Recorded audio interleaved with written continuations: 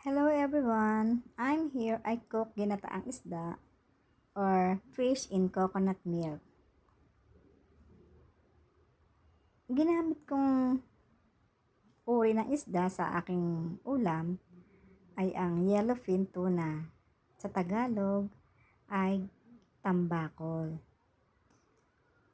Kanina bumili ako ng milk or coconut milk. Bumili ako ng pechay at talong. Kaya naisipan ko magluto ng ginataang isda.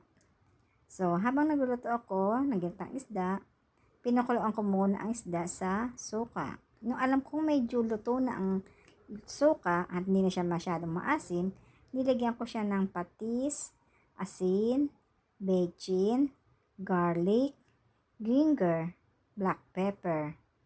Ayan. Tapos, hinayaan ko siyang kumulo at alam kong luto na, nilagyan ko na siya ng coconut milk. Pagkatapos ng coconut milk, alam kong iniit-it na niya yung talagang timplado na siya, nilagay ko na ang leafy vegetable or ang pechay.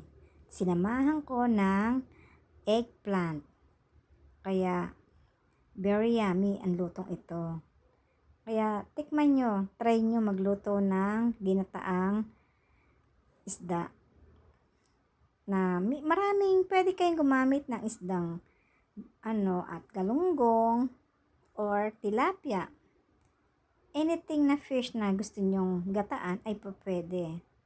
Kaya tingnan natin later, tingnan natin kung gaano kasarap ng aking luto, pero I'm sure you will love it. I'm sure and 100% masarap ito. Salamat sa panonood ninyo.